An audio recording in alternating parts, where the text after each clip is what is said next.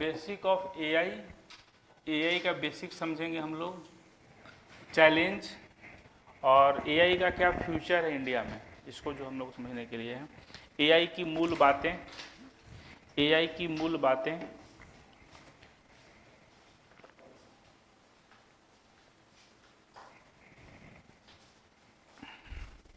चुनौतियां और भारत का भविष्य।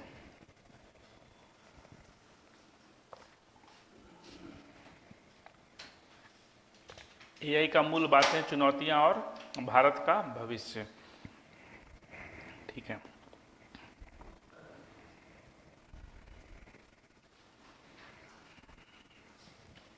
अगर बात किया जाए कि अभी एआई में हम लोग ओपन एआई के बारे में ज़्यादा बात कर रहे हैं। ठीक है, समझेंगे इसको। एआई में जो है अभी हम लोग एआई से निकल करके ओपन एआई का बात हो रहा है और सर टारगेट है कि 2028 तक, कब तक? 2028 तक AGI बन जाएगा। यानी कि AGI क्या है? What is AGI? तो लिखेंगे इसमें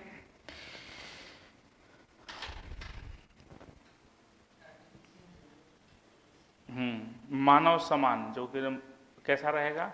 मानव जैसा ही रहेगा करीब करीब। तो लिखेंगे AI has been recently in the news because of rapid innovation, because of rapid innovation and progress made by pioneers like OpenAI,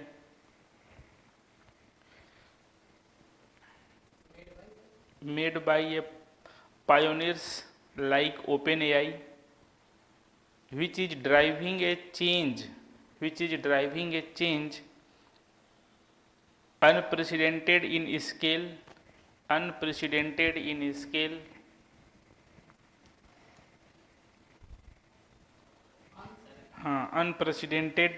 in scale and even with a capacity to create AGI, AGI का मतलब होता है AI similar to humans. क्या होता है? AI similar to humans. समझ में आया? अब AI के बारे में बात हो रहा था, इसमें बहुत इंपॉर्टेंट प्लेयर है, क्या आया? ओपन AI आया। और ओपन AI आने के बाद अब हम लोग को जितना इनोवेशन इसमें हो रहा है, तो लग रहा है कि 2028 आते आते हम लोग ऐसा AI को बना लेंगे जो करीब क्या रहेगा, तो ह्यूमन से सिमिलर रहेगा। यहाँ तक कोई डाउट? ठीक है। हाल ही में AI समाचारों में है कि AI समाचारों में है क्योंकि ओपन AI जैसे अग्रदूतों द्वारा तीव्र नवाचार और प्रगति की गई है। किस क्षेत्र में? जो ओपन AI क्या करता है? AI से जुड़ा हुआ है और यह AI को क्या कर रहा है? ट्रांसफॉर्म कर रहा है, डेवलप कर रहा है। तो ओपन AI जैसे अग्रदूतों द्वारा तीव्र नवाचार और प्रगति की गई है, जो अभूतपूर्व स्तर पर परिवर्तन ला रही है, और 2028 तक AGI यानी कि मानव समान AI बनाने की क्षमता रखती है।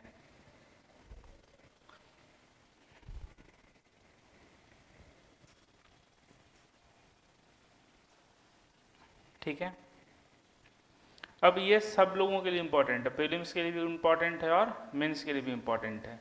तो AI से जुड़ा हुआ अगर बात किया जाए प्रीलिम्स का, तो क्या क्वेश्चन बन सकता है? तो हो गया हिंदी में पूरा। AI लिखेंगे for prelims examination, development in AI technology, जो भी एआई टेक्नोलॉजी का डेवलपमेंट आपको करंट में दिखे वो आपके लिए क्या है तो इम्पॉर्टेंट है। तो development in AI technology, policies policies और सिग्निफिकेंट ब्रेक थ्रू,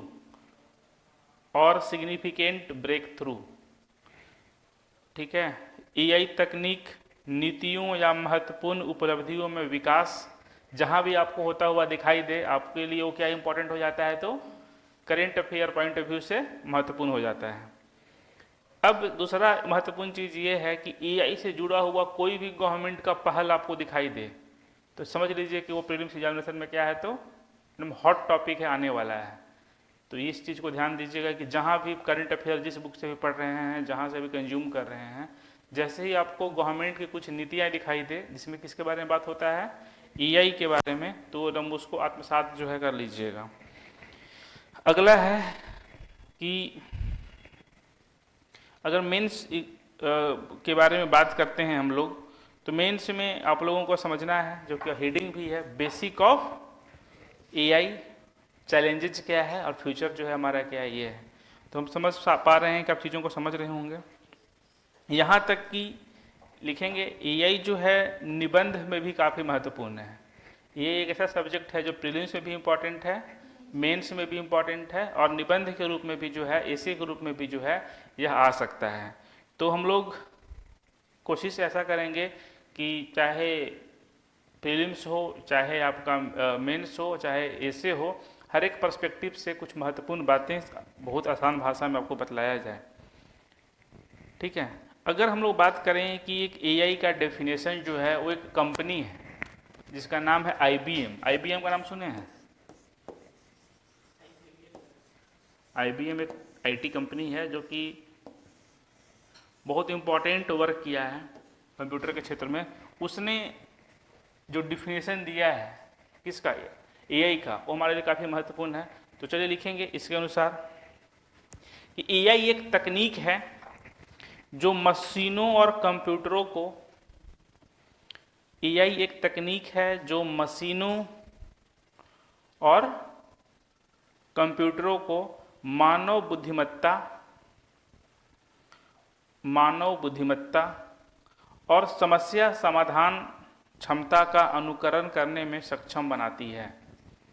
यानी कि AI is a technology that enables machine and computer, किसको इनेबल करता है, मशीन को और प्लस कंप्यूटर को।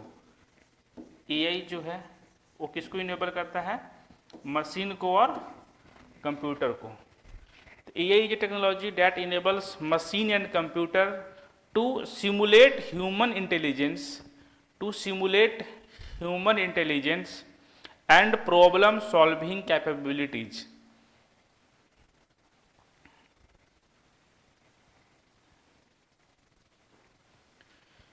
ठीक है, to simulate human intelligence and problem solving capabilities.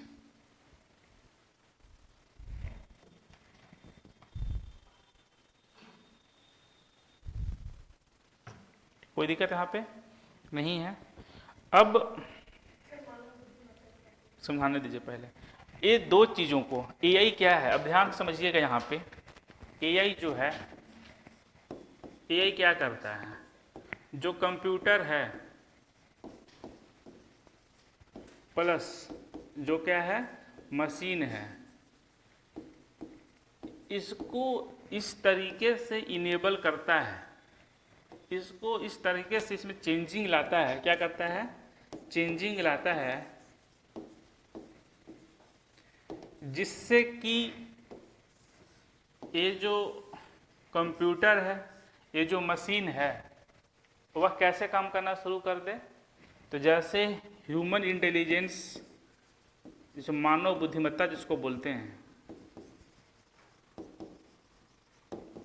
जो क्या करना शुरू कर दे, ह्यूमन इंटेलिजेंस की तरह क्या करना शुरू कर दे, वर्क करना जो है शुरू कर दे। क्लियर सा बात यह है, मानव की तरह ही ये चीज़ों को क्या कर ले, प्रॉब्लम सॉल्विंग जैसे मानव जैसे ह्यूमन प्रॉब्लम सॉल्विंग करते हैं तो उसी तरीके से अनुकरण करते हुए ये क्या करे, तो प्रॉब्लम को सॉल्व करे। तो समझ में आ गया कि एआई क्या है। एआई का डिफिनेशन अकॉर्डिंग टू आईबीएम क्या है कि एआई जो है वो कंप्यूटर और मशीन को इस लायक बनाने का कोशिश करता है या फिर कर रहा है जिससे कंप्यूटर और मशीन ह्यूमन इंटेलिजेंस की तरह काम करना शुरू करे या फिर ह्यूमन की तरह वो प्रॉब्लम सॉल्विंग जो है वो करे।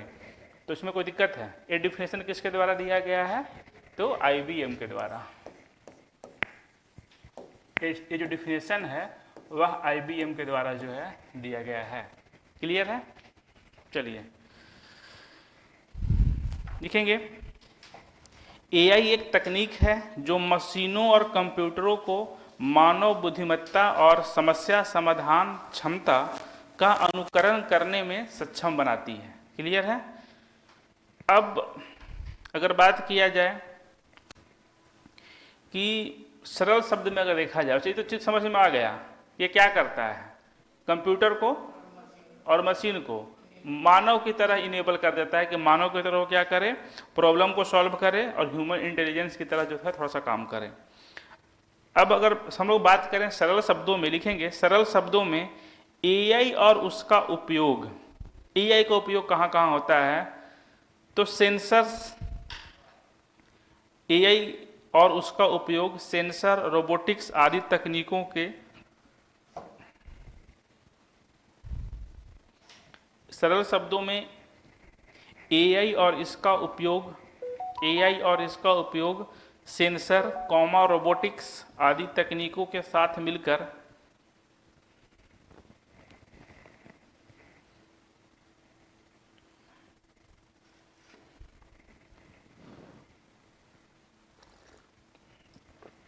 सरल शब्दों में एआई और इसका उपयोग सेंसर, रोबोटिक्स आदि तकनीकों के साथ मिलकर ऐसे कार्य करने में सक्षम बनाता है जिनके लिए सामान्यतः मानव बुद्धिमत्ता की आवश्यकता होती है। जिनके लिए सामान्यतः मानव बुद्धिमत्ता की आवश्यकता होती है।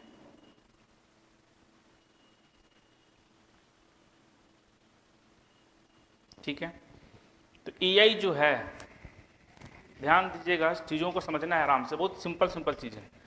एआई जो है, एक एआई अगर यह सेंसर के साथ में क्या हो जाए, कंबाइन हो जाए, अगर यह रोबोटिक्स के साथ में जो है वो क्या हो जाए, कंबाइन हो जाए, इसके साथ में मिलकर के क्या करे, वर्क करे, तो करीब करीब जैसे ह्यूमन वर्क करता है तो ह्यूमन लाइक वर्क जो है ये करना शुरू कर देगा। अब हम लोग अगर एआई का कुछ उदाहरण के बारे में देखें, कुछ एग्जाम्पल्स के बारे में देखें, तो एआई का एग्जाम्पल क्या हो सकता है? चैट जीपीटी, सीरी जो है। अगर हम लोग एआई में ही बात करें तो जो ऑटोमेटेड कार्स जो हैं, ये सब क्या है, तो इसका एग्जाम्पल है। ऑटोमेटेड कार्स, ये सब क्या है, तो एआई का जो है एग्जाम्पल है, कोई दिक्कत इसमें नहीं है। अगर हम लोग बात करें सीरी, अगर एलेक्सा के बारे में भी बात करते हैं तो जो एलेक्सा है ये भी क्या है, तो एआई का एग्जाम्पल है। तो क्लियर हो गया, एआई अगर किसके साथ में मिल जाए, सेंसर्स के साथ में मिल जाए, रोबोट के साथ में मिल जाए, तो वो उसका बस एम एक क्या हो जाता है कि वो हम लोग की तरह प्रॉब्लम सॉल्विंग को कर दे, चीज़ों को ईजी बना दे। तो speaking in simpler terms, speaking in simpler terms,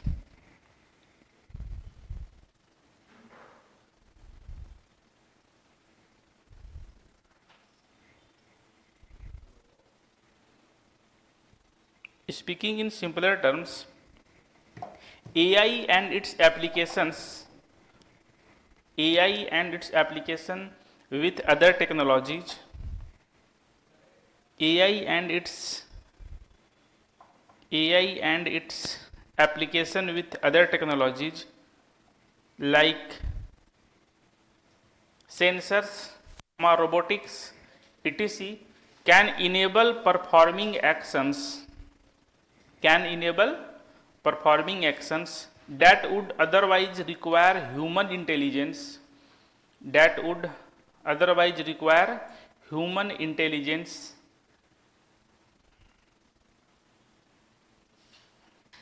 मतलब जो काम मानव अपने बुद्धि से कर रहा है वही काम एआई किसके साथ मिलकर कर लेता है, तो सेंसर और रोबोटिक्स के साथ में मिलकर के कर लेता है। ठीक है, उदाहरण में सीरी, एलेक्सा, स्वचालित कारें यानी कि जो ऑटोमेटेड कार हैं, ऑटोनोमस कार्स हैं, और फिर क्या तो चैट जीपीटी। ठीक है, अब हम लोग कुछ इंपॉर्टेंट चीज़ों को हम लोग देखते हैं।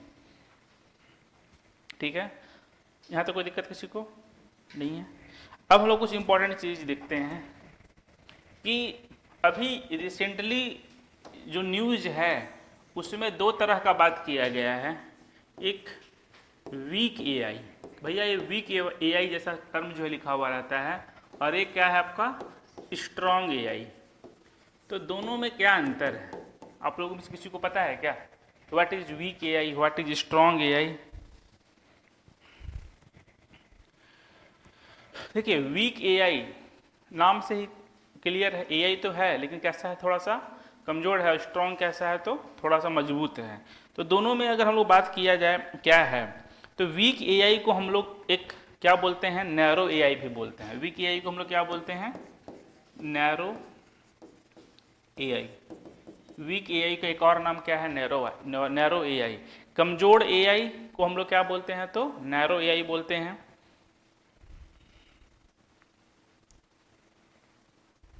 ठीक है,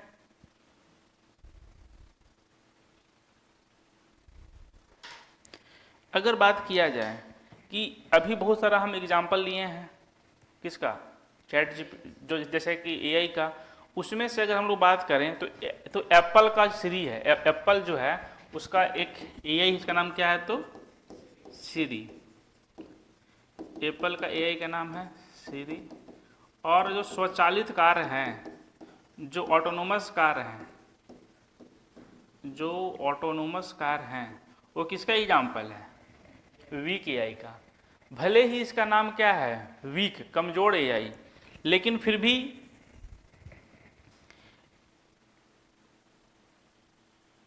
इसका जो स्कोप है, लिखेंगे unlike its name suggest it powers sophisticated application despite its specialised scope. Unlike it name suggest, unlike its name suggest it powers sophisticated application despite its specialized scope.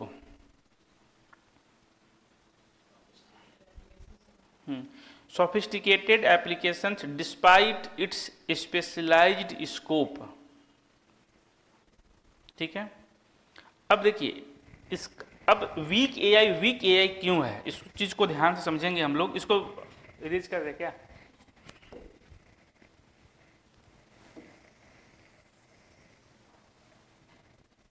ठीक है। अगर बात किया जाए वीक एआई जो है वो वीक एआई क्यों है, तो इस बात को समझेंगे हम लोग। वीक एआई इसलिए है क्योंकि इसका जो वर्किंग दायरा है वो क्या है, तो लिमिटेड है। ये क्या है, लिमिटेड है। स्कोप ऑफ वर्क जिसको बोलते हैं वो क्या है आपका, लिमिटेड है। स्कोप ऑफ वर्क क्या है, लिमिटेड है। लेकिन इसी दायरा में वह बहुत ही स्पेशलाइज्ड वर्क को करता है। समझ में आया? भले ही उसका दायरा कम है लेकिन जब वो काम करेगा उसी एक सीमित दायरे में तो कैसा काम करेगा, काफी स्पेशलाइज्ड। ठीक है, अगर हम लोग बात करते हैं सीमित दायरा है इसका, लेकिन इसका अगर हम लोग बात करें कि स्कोप जो है वो क्या है, काफी स्पेशलाइज्ड है। अब हम एक नॉर्मल सा एग्जांपल लेकर के समझाना चाहेंगे। जैसे कि इंसान है और वो जा कर के, कोई लड़का है वो इंजीनियरिंग करता है, माने कि वो इंजीनियरिंग में इलेक्ट्रिकल इंजीनियरिंग को कर लिया। इलेक्ट्रिकल इंजीनियरिंग बहुत बड़ा क्षेत्र है, बहुत बड़ा क्षेत्र है। लेकिन जब वो मास्टर्स करता है तो इतने बड़े क्षेत्र में मास्टर्स नहीं करता है, उसका स्कोप क्या हो जाता है, काफी छोटा हो जाता है, जैसे कि इसमें बहुत सारा ब्रांच है, कंट्रोल सिस्टम है, डिजिटल सिस्टम है, पावर सिस्टम है, ये सब किसका भाग है? इलेक्ट्रिकल इंजीनियरिंग का ही भाग है। लेकिन आगे जा करके मान के चलें कि वो सिर्फ और सिर्फ मास्टर्स किससे करता है, तो पावर सिस्टम से, जो कि इलेक्ट्रिकल इंजीनियरिंग का भाग है। स्कोप क्या हो गया, कम हो गया ना। पहले तो शुरुआती जब वो बीटेक में था तो सब चीज़ पढ़ रहा था, एमटेक में वो क्या किया, चीज़ों को काफ़ी कम चीज़ों को पढ़ा, लेकिन इसमें इसको क्या मिला, तो स्पेशलाइजेशन मिला। तो अब हम चीज़ों को समझा पा रहे हैं कि वीक एआई जो है वो क्या होता है। वीक एआई एक ऐसा एआई है जिसका दायरा भले ही क्या है, काफ़ी लिमिटेड है, लेकिन उसी दायरा में वो बहुत ही गुणवत्तापूर्व जो है वह काम करता है, स्पेशलाइज्ड वर्क करता है। हमको लग नहीं रहा है कि आप लोगों को डाउट अब होगा, ठीक है। अगर हम लोग बात करें स्ट्रॉन्ग एआई का, स्ट्रॉन्ग एआई जो है, यही स्ट्रॉन्ग एआई एजीआई की तरफ बढ़ रहा है। एजीआई के बारे में आपको हम बतलाए थे, क्या बतलाए थे? ह्यूमन लाइक है। तो जो स्ट्रॉन्ग वाला है वो किसकी तरफ बढ़ रहा है, तो लिखेंगे कि यह सशक्त एआई है जिसमें एजीआई और एएसआई शामिल है। एजीआई यानी कि artificial general intelligence, AGI means artificial general intelligence, artificial general intelligence. एक इसी टाइप से एक और वर्ड है कि यही जो स्ट्रॉन्ग एआई है ये क्या है, तो एएसआई भी है। What is ASI? लिखेंगे artificial super intelligence, artificial super intelligence. ASI क्या है? आर्टिफिशियल सुपर इंटेलिजेंस है। कोई डाउट इसमें? स्ट्रॉन्ग एआई क्या है? एजीआई है। स्ट्रॉन्ग एआई क्या है, तो एएसआई है। अब हम लोग एजीआई के बारे में बात करते हैं, तो एजीआई थोड़ा देर पहले ही बतलाए थे, या किससे मैच करने का कोशिश किया जा रहा है, इसको ह्यूमन इंटेलिजेंस से मैच करने की कोशिश किया जा रहा है। और जो एएसआई है ना, वो ह्यूमन इंटेलिजेंस को भी क्या करेगा, एक्सीड कर जाएगा। यानी कि एजीआई के बारे में अगर बात किया जाए तो इसके बारे में कहा जाता है कि ये ह्यूमन इंटेलिजेंस को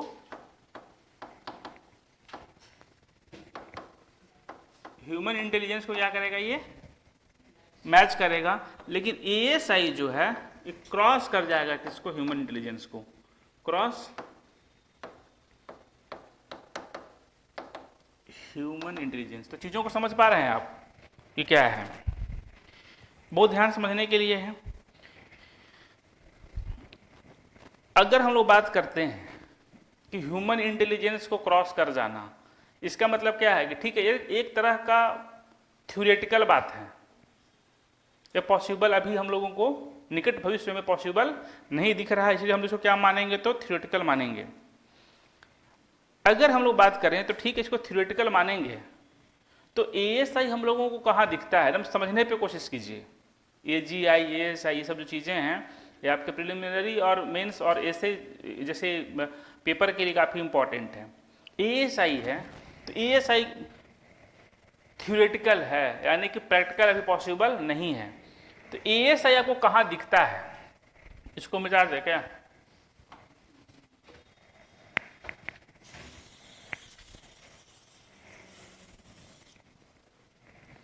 अगर मैं बात करें एएसआई, तो साइंस फिक्शन मूवी जो है, एएसआई के बारे में बात किया जाए तो कहाँ पे आपको दिखता है? साइंस फिक्शन मूवी, मतलब कि जो अभी सोच के परे है उसको हम लोग बस इमेजिनेशन के माध्यम से ही उन चीज़ों को सोच पा रहे हैं। साइंस फिक्शन मूवीज में आपको जो है एएसआई जो है दिखता है। साइंस फिक्शन मूवीज में जो है एएसआई आपको दिखता है, ठीक है। अगर हम बात करें कि इसी तरीके का एक मूवी है जिसका नाम है 2001 ए स्पेस ओडिसी, 2001 ए स्पेस ओडिसी, जहां पे आपको क्या दिखता है कि अगर एआई जो है ह्यूमन से भी ज़्यादा क्या हो जाए, इंटेलिजेंट हो जाए तो क्या होगा। तो ये एक मूवी है जहाँ पे आपको ये जो है चीज़ों देखने के लिए मिलती है। तो हम अब समझ पा रहे हैं कि आपको दो चीज़ पता चल गया होगा, एक क्या वीक एएसआई और एक क्या स्ट्रॉन्ग एएसआई। इसमें कोई दिक्कत, सॉरी वीक एआई और स्ट्रॉन्ग एआई। स्ट्रॉन्ग एआई के अंदर में ही दो चीज़ें हैं, एक क्या है एजीआई है, दूसरा क्या है तो एएसआई है। एजीआई मतलब हाँ, यानी कि वो ह्यूमन लाइक्स जो है और ह्यूमन इंटेलिजेंस को भी जो एक्सीड कर जाए उसको हम लोग क्या बोलते हैं एएसआई। एएसआई अभी पॉसिबल नहीं है बट निकट भविष्य में हो सकता है कि पॉसिबल हो। एएसआई से रिलेटेड एक मूवी का नाम जो आपको लिख देने के लिए है कि जो मूवी में दिखाया गया है, कौन सा मूवी, ए स्पेस ओडेसी। क्लियर है, कोई दिक्कत इसमें नहीं है। अब लिखेंगे what is ASI, what is AGI.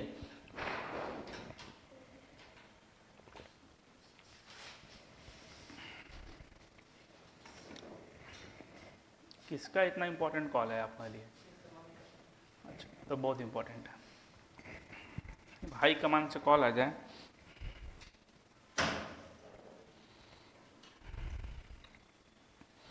ऐसा तो नहीं लग रहा है कि बहुत ऊपर ऊपर से जा रहा है, मतलब अंदर से यहाँ पे घुस रहा होगा 90 डिग्री पे, है कि नहीं?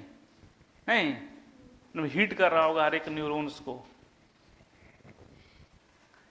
दिमाग में बैठ रहा होगा, सो रहा होगा अच्छे से कॉन्सेप्ट। स्ट्रॉन्ग एआई, हाँ हिंदी में बोले थे, यही तो लिखा हुआ है भाई, यही लिख दीजिए। मैंने तो इंग्लिश में हो रहा है। एजीआई और एएसआई, इसका क्या उदाहरण है? एजीआई का मतलब क्या होता है कि ह्यूमन इंटेलिजेंस, एएसआई का मतलब क्या होता है कि क्रॉस ह्यूमन इंटेलिजेंस। ये जो है अभी सिर्फ साइंस फिक्शन मूवीज में इसको दिखाया जा सकता है, यानी कि ये स्पेस ओडेसी एक मूवी है उसमें दिखाया गया है। तीन बातें आपको ध्यान में रखना है। अब जो है एजीआई एएसआई क्या है, अब बहुत ध्यान समझना है हम लोग। किसको समझने के लिए है? एजीआई को। क्या समझ रहे हैं हम लोग? एजीआई। वैसे क्लियर कट तो समझ में आ ही चुका है एजीआई क्या है, लेकिन एजीआई ह्यूमन जैसा बनने के लिए क्या क्या करता है। तो ह्यूमन क्या क्या करता है, चीजों को समझेंगे कि एजीआई जो है ह्यूमन क्या करता है, किसी नॉलेज को पहले अंडरस्टैंड करता है। नहीं, आप अभी क्या है, आपको जब भी पढ़ाया जा रहा है तो आप चीज़ों को क्या क्या कर रहे हैं, समझ रहे हैं। इसके बाद आप क्या कीजिएगा, लर्न कीजिएगा। इसके बाद क्या कीजिएगा, लर्न कीजिएगा। तीन स्टेप को देखिए।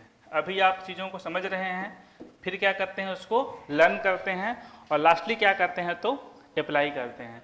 सिंपल सी बात है, जब आपको पढ़ाया जाता है तो आप चीज़ों को समझते हैं तो उसको सीख लेते हैं, और सीख लेते हैं तो फिर एग्जामिनेशन में जाकर के अप्लाई कर देते हैं। ऐसा करते हैं क्या? हाँ नहीं, अब सब डिस्ट्रैक्शन है। बीपीएससी के राह में जो चीज़ें जो बतलाया गया मॉर्निंग में कि सब एग्जामिनेशन है, ठीक है, बहुत कुछ भी है, परेशानी है लाइफ में जो भी चीज़ है, बट ये जो बीपीएससी है 72वीं, अगर आप इसके चक्कर में नहीं रहते हैं, आपको क्या लगता है कि मतलब पूरा मैथ पूछता है ना उसमें बहुत ज़्यादा, मैथ और ये रीजनिंग बहुत ज़्यादा पूछता है। ये जो जिस एग्जामिनेशन का डेट के बारे में आप बात कर रहे थे, हाँ ओ नहीं, सिर्फ और सिर्फ फोकस जो है, अगर आदमी को आस्की करना है तो एक से करेगा ना, मल्टीपल करेगा तो कहीं का नहीं रहेगा। बस अगर बात किया जाए तो एजीआई भी इसी चीज़ पे काम करता है। किस चीज़ पे काम करता है कि ये चीज़ों को अंडरस्टैंड करता है, लर्न करता है और अप्लाई करता है। ऐसे ही जैसे हम बना रहे हैं वैसे बना लीजिए, ठीक है। और ऐसा करके इंसान बहुत तरह का काम करता है, तो एजीआई भी है वो क्या करता है तो बहुत तरह का काम करता है।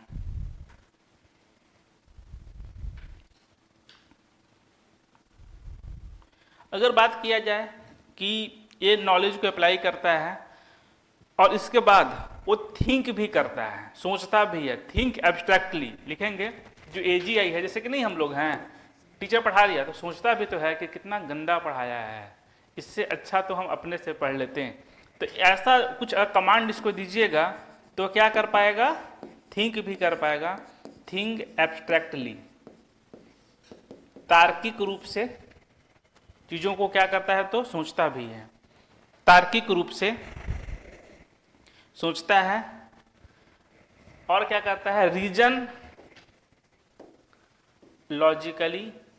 और क्या करता है ये, reason logically. What is reason logically, क्या है?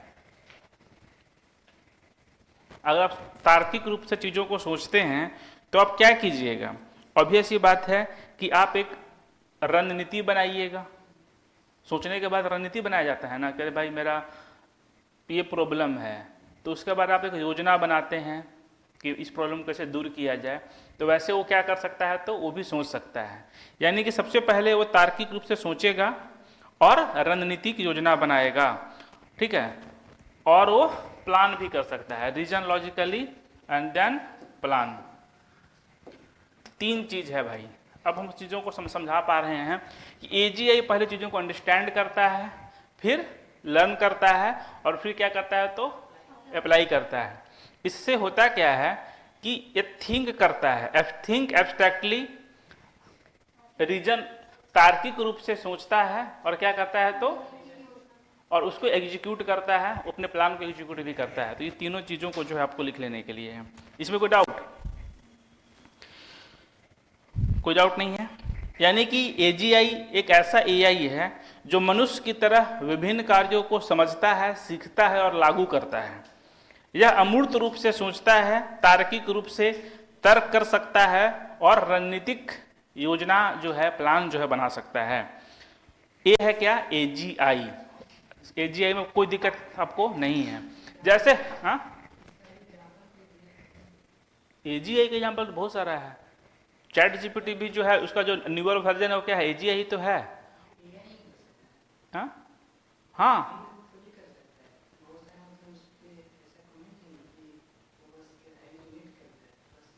नहीं, सोचता भी है, ठीक है, सोचता भी है, तार्किक रूप से सोचता भी है। जैसे कि आप उसे कुछ पूछिएगा तो वो बोलता है कि लेट मी थिंक, ऐसा। हाँ, तो सोच ही तो रहा है। जैसे कि हमारे दिमाग में मान के चले कि आज हम सांप देखें, अभी हम सांप देख लिए हैं, तो हम सोचते हैं ना यार कि क्या है, तुरंत भर में हम लोग सोच लेते हैं कि खतरनाक है, भागना चाहिए यहाँ से। तो हम लोग के भी दिमाग में तक मेमोरी बनाया गया है। बच्चा लोग उससे क्यों डरता है, छोटा बच्चा होता है उसको सांप से डर क्यों नहीं होता, तो पकड़ लेता है, क्योंकि उसके पास में वो मेमोरी नहीं है, उसको कोई बतलाया नहीं है कि ये क्या है, तो आपके लिए खतरनाक हो सकता है। आग से हम जब डरने लगते हैं, एक बार हाथ जलता है तो एक मेमोरी में आ जाता है कि अच्छा छुएंगे तो क्या होगा, तो या फिर कोई बतलाएगा कि इसको मत छुओ, इससे तुम्हारा हाथ जल जाएगा। तो ये भी तो ट्रेनिंग ही तो दिया जा रहा है हम लोगों को। उसी तरीके से ये भी तो तुरंत हम लोग सोच लेते हैं ना हम लोग, नहीं ये चीज़ सही जो है वो नहीं है। तो एजीआई के बारे में भी वही है कि अंडरस्टैंड करेगा, लर्न करेगा, अप्लाई करेगा। यानी कि थिंक करेगा, तार्किक रूप से सोचेगा, माने कि एआई का अच्छा वर्जन है। इसके बाद वो आपको रीजन लॉजिकली जो है एक रीजन बनाएगा और उसी अकॉर्डिंग जो है प्लान करेगा। ये है आपका क्या, तो एजीआई। आगे अगर हम लोग बढ़ें तो हम लोग देखते हैं कि एएसआई जो है वो क्या है, इसको हटा देते हैं। अब हम लोग देखते हैं एएसआई, कोई दिक्कत नहीं है यहाँ तक एएसआई के बारे में। यानी कि ये अभी सबसे पहले क्या बतलाएं, ये प्रैक्टिकली पॉसिबल नहीं है, लेकिन भविष्य में हो सकता है। तो एएसआई जो है यह ह्यूमन इंटेलिजेंस को, जो इंसान का रचनात्मकता है उसको क्या कर सकता है, तो ये क्रॉस कर सकता है। तो यानी कि एएसआई के बारे में कुछ महत्वपूर्ण बिंदु देखा जाए तो it can cross human intelligence, it can cross human intelligence. कोई दिक्कत इसमें, यह ह्यूमन इंटेलिजेंस को क्या कर सकता है, तो क्रॉस कर सकता है। प्रॉब्लम सॉल्विंग और इमोशनल इंटेलिजेंस, इसके अंदर में जो प्रॉब्लम सॉल्विंग है वो ह्यूमन को क्या कर सकता है, तो सरपास कर सकता है। प्रॉब्लम सॉल्विंग जो है ये भी ह्यूमन को क्या करेगा, तो सरपास कर सकता है। प्रॉब्लम सॉल्विंग एक cross human intelligence, cross human solving abilities and also do emotional intelligence. इसमें जो है भावनात्मक बुद्धिमत्ता यानी कि इमोशनल इंटेलिजेंस भी हो सकता है। इमोशनल इंटेलिजेंस, ठीक है, यानी कि भावनात्मक, यह जो है भावनात्मक, इसके अंदर में भावना भी आ सकता है, भावनात्मक बुद्धिमत्ता भी है जो आ सकता है, भावनात्मक बुद्धिमत्ता। अब हमको लग रहा है कि चीजें यहाँ पे क्लियर है, ठीक है। ASI can cross human intelligence, it can solve problem faster than the humans, और इसके अंदर में भावनात्मक बुद्धिमत्ता भी जो चीजें हैं वो क्या कर सकती है, तो हो सकती है। अब हम लोग आगे बढ़ते हैं और कुछ न्यूज में जो चीजें हैं, जैसे कि आप देखते होंगे साइंस एंड टेक से जुड़ी हुई मशीन लर्निंग और डीप लर्निंग क्या होता है, ये क्लियर है। What is AGI, what is ASI। अब हम लोग क्या पढ़ने वाले हैं, मशीन लर्निंग और deep learning.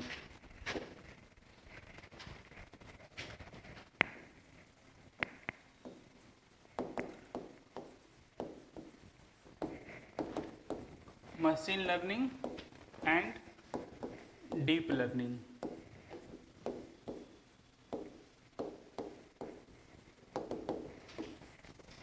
Machine learning and deep learning, ठीक है। मशीन लर्निंग और डीप लर्निंग हम लोग पढ़ें, उसके पहले, इसको समझाने से पहले आपको एक चीज समझना पड़ेगा जो है neural network. What is neural network, एक चीज आपको समझना पड़ेगा, जो चीजें क्या है आपका, तो न्यूरल नेटवर्क है। ये जो आपका नोट्स बन रहा है, आपका फाइनल नोट्स बन रहा है, आप चीज़ों को कहीं भी यूज कर सकते हैं। Neural network, machine learning, deep learning तभी समझ में आएगा जब हम लोगों को ये समझ में आएगा कि न्यूरल नेटवर्क क्या है। किसी को पता है, सुने भी हैं, व्हाट इज न्यूरल नेटवर्क? क्या न्यूरॉन्स की तरह काम कर सकता है, ठीक है। और बताइए,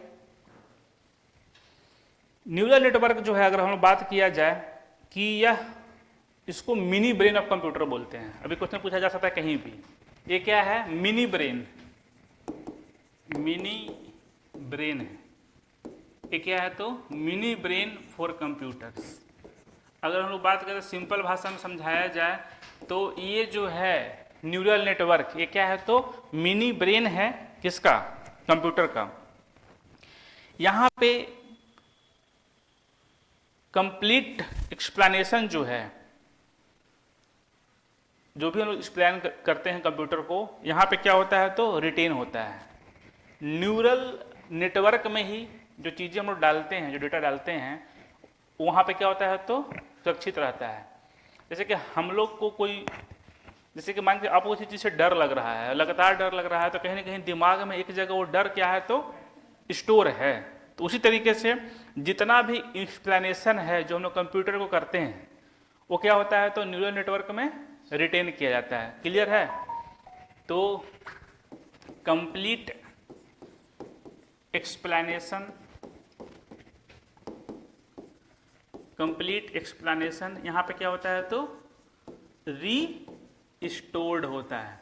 complete explanation restored, complete explanation restored, पूर्ण विवरण यहाँ पे सुरक्षित रहता है। कंप्यूटर का को दिया गया पूर्ण विवरण कहाँ पे सुरक्षित रहता है, तो न्यूरल नेटवर्क में सुरक्षित रहता है। अब हम लोग बात करते हैं कि मशीन लर्निंग क्या है। तो मशीन लर्निंग जो है generally use simpler neural network. जो मशीन लर्निंग है, मशीन लर्निंग ये किसको यूज करता है, तो सिंपल न्यूरल नेटवर्क का उपयोग करता है। सिंपल न्यूरल नेटवर्क का यूज करता है। न्यूरल नेटवर्क क्या आपको पता है ना? मशीन लर्निंग किसको यूज करता है? सिंपल न्यूरल नेटवर्क को यूज करता है और स्ट्रक्चर करता है डेटा को। और क्या करता है? दो चीज करता है। जो data machine learning simple neural network का यूज करता है, ठीक है, और जो डेटा है डेटा है उसको स्ट्रक्चर करता है। और क्या करता है? तो डेटा को, जो लेबल डेटा है इसको स्ट्रक्चर करता है। लेबल डेटा को स्ट्रक्चर करता है। किस डेटा को? तो लेबल डेटा को, लेबल्ड डेटा को स्ट्रक्चर करता है। मशीन लर्निंग बस यही है कि वो सिंपल न्यूरल नेटवर्क का यूज करता है। सिंपल न्यूरल जो नेटवर्क उसके अंदर में क्या होता होगा? कंप्लीट एक्सप्लेनेशन यदि स्टोर होता होगा, और साथ ही साथ इसके अंदर में क्या होता है? तो यह जो है लेबल डेटा को क्या करता है? तो स्ट्रक्चर करता है। क्लियर सी बात है। इसका उपयोग और संचरित लेबल डेटा का उपयोग करता है। यानी कि मशीन लर्निंग दो चीज़ का यूज करता है, सरल न्यूरल नेटवर्क का और संरचित लेबल डेटा का उपयोग करता है। डीप लर्निंग जो है, डीप है, जैसे कि डीप लर्निंग में समय लगता है, वो क्या करता है? Complex multi layer neural network का यूज करता है। ये जो है डीप लर्निंग।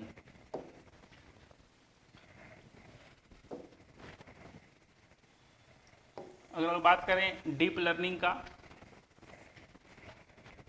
तो अंतर आपको क्लियर हो रहा होगा कि जो डीप लर्निंग है ये क्या करता है? Complex multilayer, complex multilayer neural network का उपयोग करता है। न्यूरल नेटवर्क का उपयोग करता है। सिंपल वाला मशीन लर्निंग और कॉम्प्लेक्स और मल्टीलेयर न्यूरल नेटवर्क का उपयोग कौन करता है? तो आपका बहुत अच्छा, ठीक है। और अगर हम बात करते हैं कि और यह किसका यूज करता है, तो large structured and unstructured data का यूज करता है। Structured and large, structured and unstructured data का जो है यह यूज करता है। अब अंतर क्लियर कट यहाँ पर दिख रहा होगा भाई, क्या अंतर है दोनों में? कि मशीन लर्निंग जो है वो सिंपल न्यूरल नेटवर्क का यूज करता है। किस तरह का जो डेटा का उपयोग करता है? तो यह जो है लेबल्ड स्ट्रक्चर्ड डाटा का यूज करता है। डीप लर्निंग जो है वो कॉम्प्लेक्स मल्टीलेयर न्यूरल नेटवर्क का उपयोग करता है। और अगर हम बात करते हैं कि लार्ज स्ट्रक्चर डेटा का भी यूज कर लेता है, और क्या करता है? तो अनस्ट्रक्चर्ड डेटा का भी क्या कर लेता है? तो यूज कर लेता है। यहां तक कोई डाउट? ठीक है। अगर हम बात करते हैं क्लासिफिकेशन ऑफ एआई के बारे में, देखते हैं कि एआई जो है कितने तरह कार्य क्षमता के अनुसार। Classification of AI based on functionality. AI का अलग अलग फंक्शन के ऊपर में, इसको लिख लेंगे, आगे बढ़ते हैं हम लोग। Large structure and large unstructured data दोनों को यूज करता है। अब हम लोग देखते हैं classification of AI based on functionality. Classification of AI based on functionality.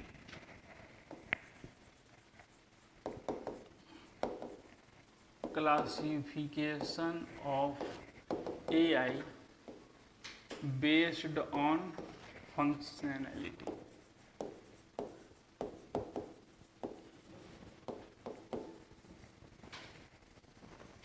कोई दिक्कत? अब हम देखते हैं कि उपयोग के अनुसार, एआई के कार्य क्षमता के अनुसार वो कितने तरीके से इसको क्या किया गया है? डिवाइड किया गया है। सबसे पहले अगर बात किया जाए तो यह है रिएक्टिव मशीन एआई। पहला क्या है? Reactive machine AI.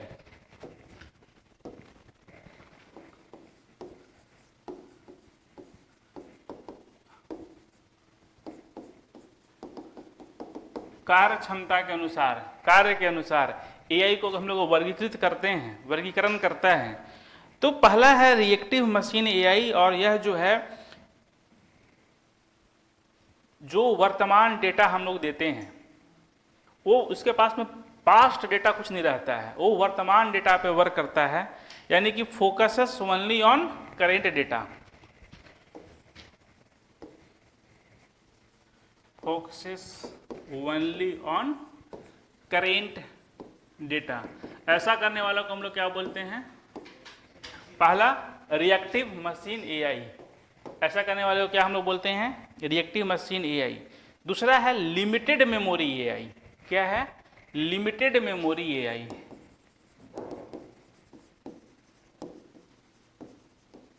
Limited memory AI. अब ये जो लिमिटेड मेमोरी एआई है, ये रिसेंट डेटा को भी, ये भी क्या करता है, रिसेंट डेटा को जो है यूज करता है। मतलब कि पहला वाला की है कि जो करेंट डेटा, और एक है रिसेंट। रिसेंट मतलब कि 1-2 दिन पहले का, थोड़ा समय पहले का चीज़ों को यूज करता है। तो हालिया डेटा का उपयोग करता है, लेकिन इसका दीर्घकालीन मेमोरी नहीं होता है। यानी कि uses recent data without long term memory. ये जो है रिसेंट डेटा का यूज करता है, रिसेंट डेटा का यूज करता है। प्लस अगर देखा जाए कि ये लॉन्ग टाइम मेमोरी इसका नहीं होता है, लॉन्ग टाइम मेमोरी इसका। अब देखिए इस दोनों में अंतर है। जो रिएक्टिव मशीन एआई है वो तुरंत रिसेंट, यानी कि एकदम तुरंत का, एकदम अभी का। और करेंट मतलब तुरंत अभी का। और रिसेंट मतलब क्या हो सकता है कि 1-2 दिन पहले का भी। अगर हम लोग तीसरा के बारे में बात करें तो थर्ड जो है यही है, लिमिटेड मेमोरी एआई। हाँ, हालिया डेटा और क्या, रिसेंट मतलब हालिया डेटा, मतलब डेटा। उसको कुछ डेटा का तो हिंदी कुछ होता नहीं है, क्या होता होगा डेटा का हिंदी? हाँ, जानकारी लिख देने से बात ही गड़बड़ हो जाएगा, डेटा ही लिखना पड़ेगा ना। हालिया डेटा का उपयोग करती है, बस ऐसे ही लिखना है। ये मैक्सिमम चीज इसका इंग्लिश में ही है। अब है तीसरा, थ्योरी ऑफ माइंड एआई। ठीक है, थ्योरी ऑफ माइंड। तीसरा क्या है? थ्योरी ऑफ माइंड एआई है।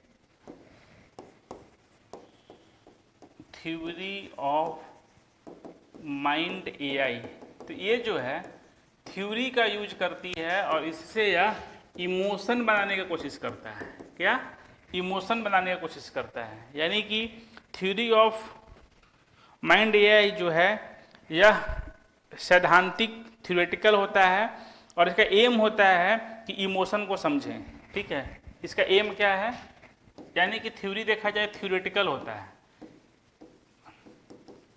और एम जो है, इसका एम क्या है? इमोशन को समझना। एम क्या है इसका? इमोशन को समझना। ठीक है,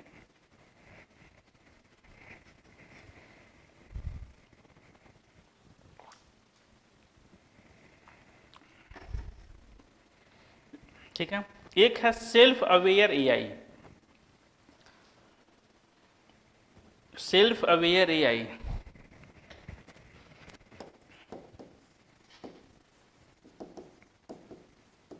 सेल्फ अवेयर एआई।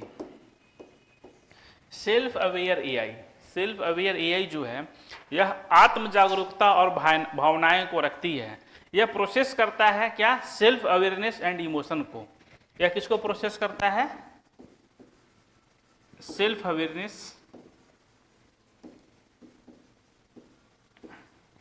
यानी कि पता है क्या, एक ऐसा एआई है जो अपने से समझ जाता है कि अभी रूम में डे लाइट को देख करके समझ जाता है कि रूम में कितना लाइट का आवश्यकता है। उसके अनुसार अपने आप समझ करके वो लाइट को डिम कर देता है। मोबाइल में होता है ना, जैसे आप बाहर में जाते हैं तो अपने आप ब्राइटनेस बढ़ जाता है। आप लोग बढ़ाते हैं?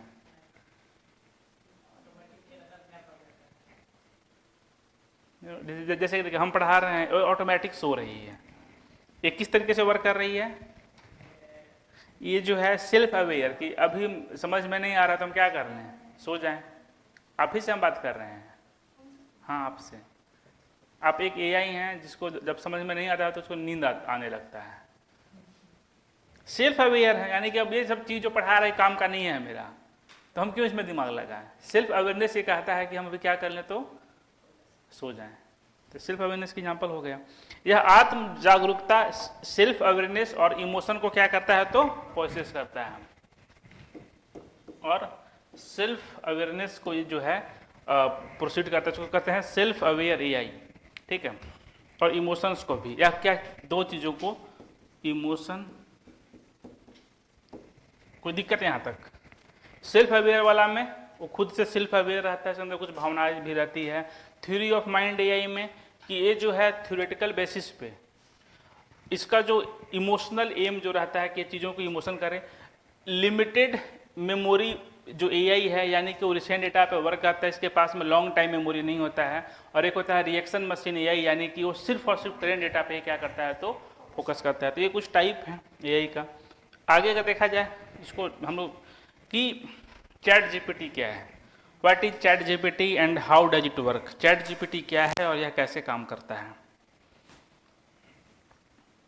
Chat GPT and how does it work, ध्यान से समझेंगे।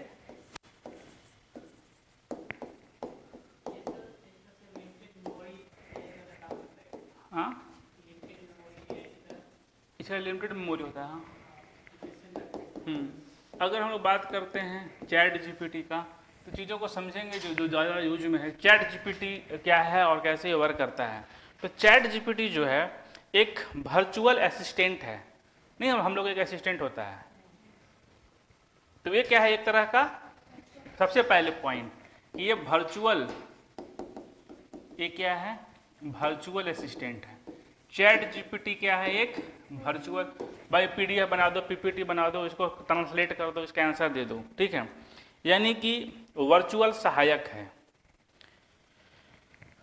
ये किसके द्वारा डेवलप किया गया है, तो ओपन एआई के द्वारा, डेवलप्ड बाय ओपन एआई। ये किसके द्वारा बनाया गया है,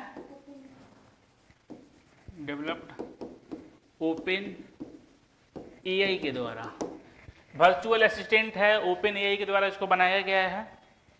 अगर हम लोग बात करते हैं कि यह ह्यूमन की तरह लिखता है, that writes like human and chats like a human, ठीक है, write and chat like human, ठीक है, इसमें कोई डाउट, ठीक है, कि यह जो है ह्यूमन की तरह लिखता है और बातचीत कर सकता है।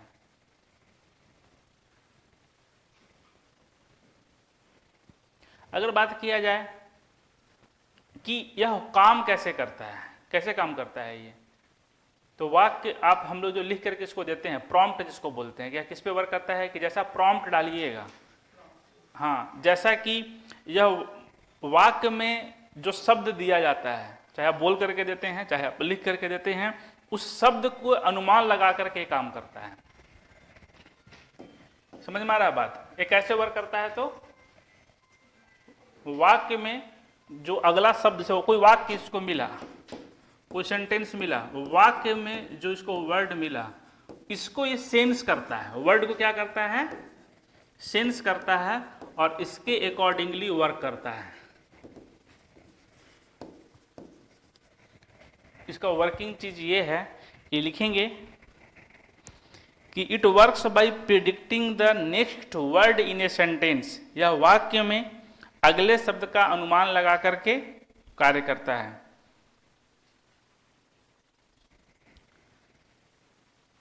कपाड़ पे से हाथ हटा, एक सेंटेंस है, उसके नेक्स्ट वर्ड को क्या करेगा, प्रिडिक्ट करेगा, सेंस करेगा और ऐसे वर्क करता है। अभी ये भाई क्यों, कैसे प्रिडिक्ट कर लेता है, कैसे प्रिडिक्ट कर लेता है, तो इसमें एक क्षमता है कि इट रीड्स, ये बहुत ज़्यादा पढ़ता है, बहुत पढ़ाकू है। क्या पढ़ता है, तो इंटरनेट पे उपलब्ध बुक्स को पढ़ता है ये, और क्या पढ़ता है, टेक्स्ट को पढ़ता है। कहाँ पढ़ता है, कोई लाइब्रेरी नहीं जाता है, जो इंटरनेट पे जो उपलब्ध चीजें हैं। समझ में आ गया बात, इंटरनेट पे उपलब्ध बुक्स को, टेक्स्ट को ये क्या करते रहता है, पढ़ते रहता है, और उसी के माध्यम से जो आप प्रॉम्प्ट देते हैं, जो आप वाक्य देते हैं, उसमें कोई शब्द का उपयोग किया जाता है, उसको ये मैच करता है जो पढ़ा हुआ है, उसके अनुसार राइट, ध्यान समझना, उल्टा समझना है ध्यान से, अब रुक देना है। ये क्या करता है, उल्टा, ये बहुत ज़्यादा पढ़ाई करता है। कहाँ से, इंटरनेट पे उपलब्ध बुक से और टेक्स्ट से बहुत ज़्यादा पढ़ाई को करता है। चैट जीपीटी क्या करता है कि जो भी प्रॉम्प्ट, जो भी वाक्य, जो भी सेंटेंस आप दिए हैं, उसमें यूज होने वाले वर्ड को क्या करता है, तो डिटेक्ट करता है और उसके अनुसार आपको ह्यूमन जैसा लिख करके या ह्यूमन जैसा चैट करके इंफॉर्मेशन को पहुंचाता है। इसको बनाने वाला का नाम है ओपन एआई, और यह जो है एक वर्चुअल असिस्टेंट की तरह आपको वर्क करता हुआ नजर आता है। तो हम आपको भी डिस्कस किए हैं कि चैट जीपीटी क्या है, कैसे वर्क करता है और क्या यह काम करता है। इसमें कोई डाउट है?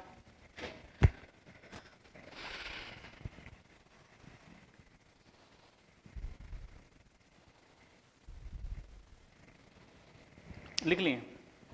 तो जल्दी लिखिए।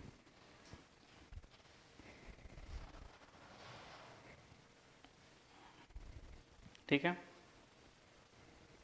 अब एक शब्द आता है LLM। LLB समझते हैं? LLB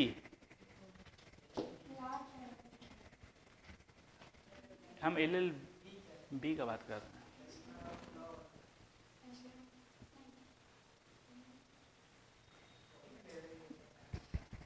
यहाँ पे पेन हो रहा है थोड़ा एरिया में। आप लोग का कुछ प्लानिंग है क्या मारने वारने का?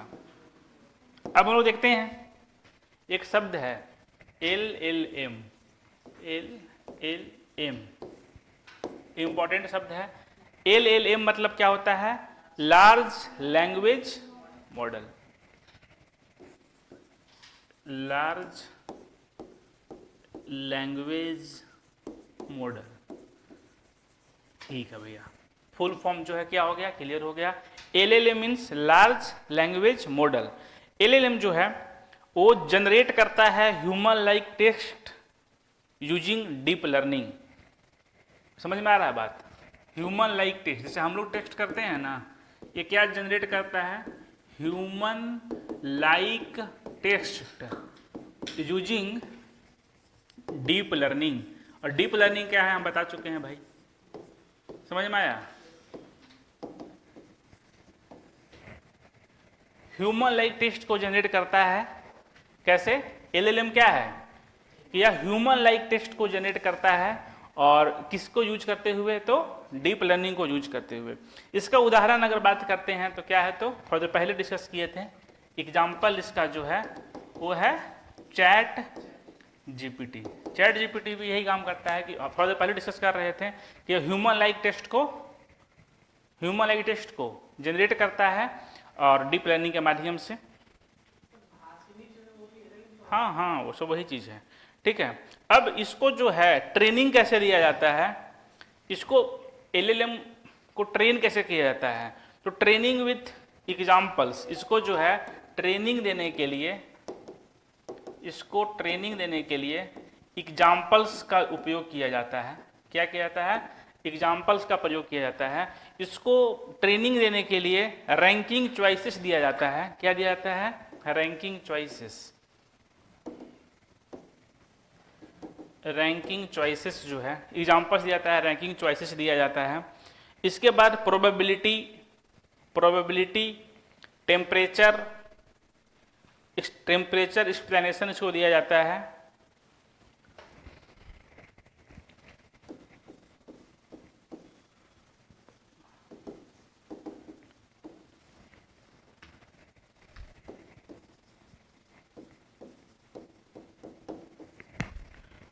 ठीक है, इसको लिख लेंगे एक्सप्लेनेशंस।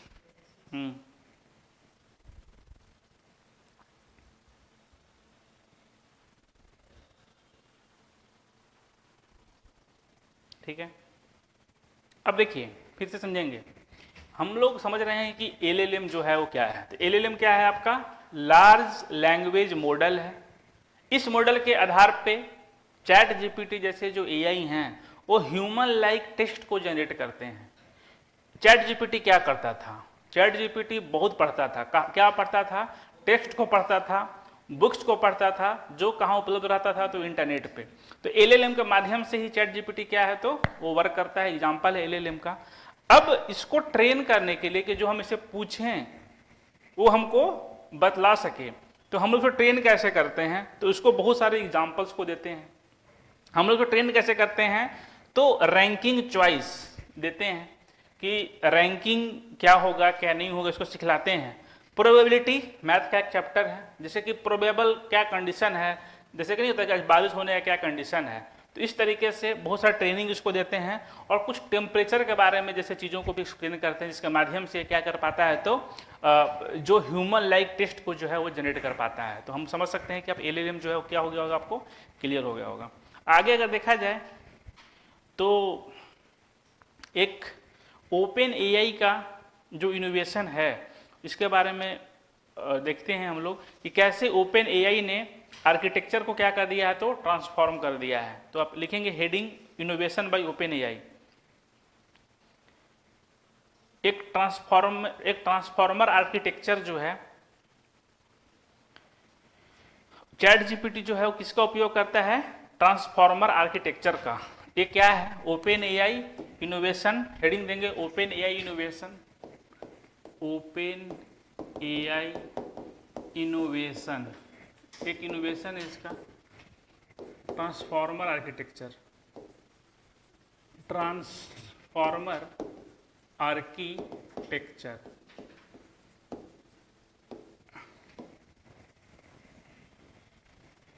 ठीक है, क्लियर है।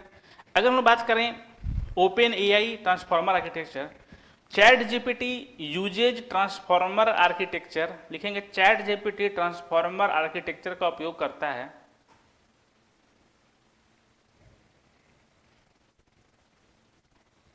बहुत आसान है यार, ओपन एआई का ट्रांसफॉर्मेशन आर्किटेक्चर समझेंगे।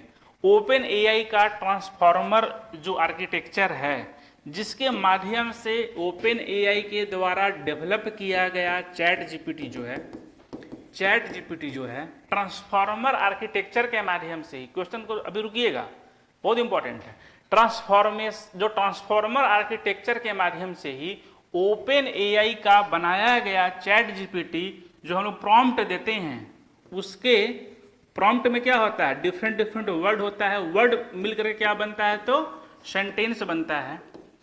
तो पूछा जाए कि कैसे जो ओपन एआई के द्वारा बनाया गया चैट जीपीटी एक ही बार में पूरे सेंटेंस को समझ लेता है, ना कि वर्ड बाय वर्ड को समझता है, वर्ड बाय वर्ड को ब्रेक करके नहीं, सीधे पूरा सेंटेंस को समझता है, ये कैसे पॉसिबल हो पाता है।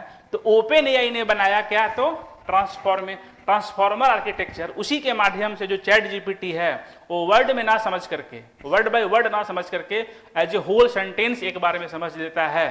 तो क्या है ट्रांसफॉर्मर आर्किटेक्चर, आप इसको क्लियर हो गया होगा, अपने शब्द में इसको जो है लिख लेंगे।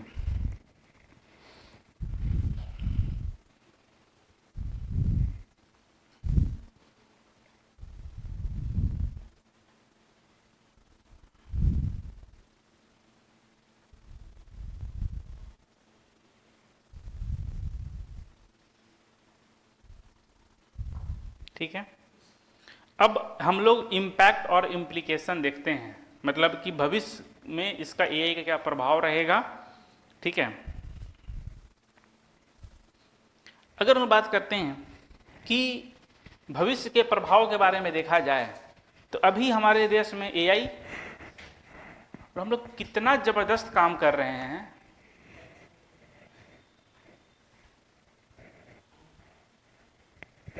कि देख करके अपने आप पे, अपने खुद को गोली मारने का मन करता है कि मार के खत्म हो जाए।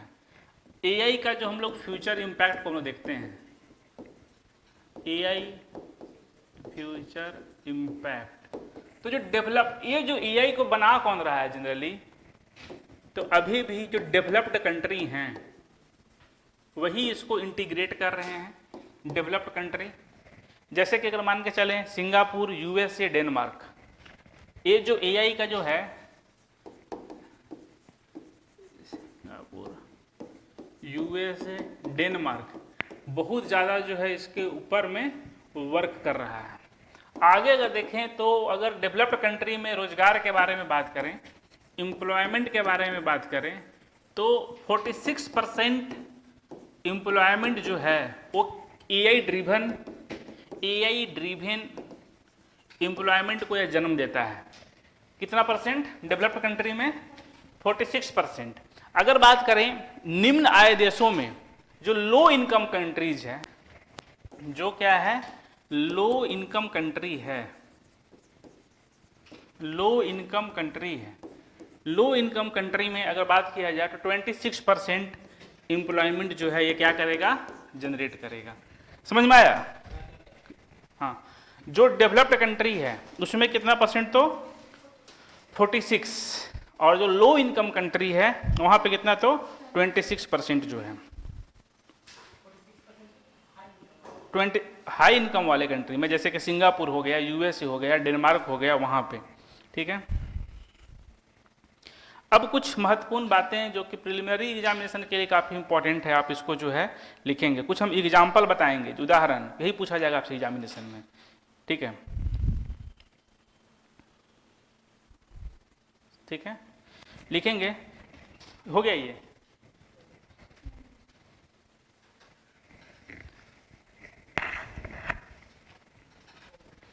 अब कुछ महत्वपूर्ण उदाहरण हैं, कुछ इंपॉर्टेंट पॉइंटर्स जो हैं जो प्रीलिम्स एग्जामिनेशन के लिए इंपॉर्टेंट है, वैसे जानने के लिए भी इंपॉर्टेंट है, आप कहीं भी इसको यूज कर सकते हैं। तो सबसे पहले जनरेटिव एआई का कुछ एग्जाम्पल बताइए भाई।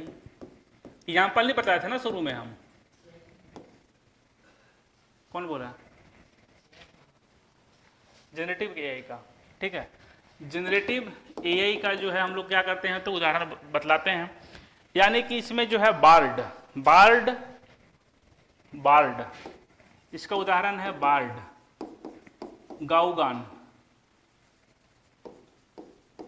बार्ड जो है, गाउगान जो है। इसके बाद डैल ई, ये सब लिखेंगे, पूछ देगा कि भाई एग्जाम्पल बताओ, तो इस तीनों में से ही पूछेगा आपको। जनरेटिव एआई का उदाहरण जो है वो क्या है, बार्ड है, गाउगान है, और क्या है, तो डैल ई है।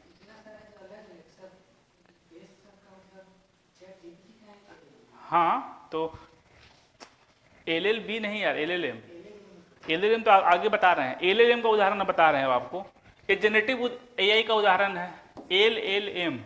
LLM का अगर हम उदाहरण के बारे में बात करें, इसमें मेंशन करने के लिए LLM में जो है वो GPT है। क्या है? GPT, बर्ट, पाल्म, इसका उदाहरण है GPT, बर्ट। इस उदाहरण को लिखेंगे, ये पूछेगा आपसे। GPT हो गया, बर्ट हो गया, पाल्म हो गया, लामडा हो गया, पाल्म और लामडा, पाल्म और लामडा। ठीक है, इतना एग्जाम्पल है किसका, तो LLM का। क्या क्या हो गया आपका, सॉरी एक स्मॉल है।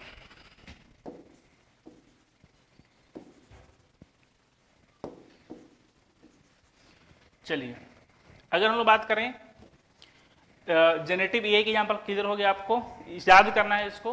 LLM का एग्जाम्पल जितना बताया गया, क्वेश्चन कहीं से पूछेगा आपसे। एआई लैंग्वेज, कुछ एआई लैंग्वेज का उदाहरण लिखेंगे, तो LISP, लिस्प, आर और जूलिया। लिस्प, आर और जूलिया, ये क्या है, ये क्या है, बोलिए उठा। हाँ, एआई लैंग्वेज है, लूलिया नहीं।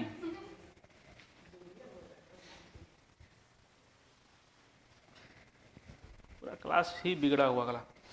अगर बात किया जाए एआई लैंग्वेज कौन सा है, तो लिस्प, आर और जूलिया। ठीक है,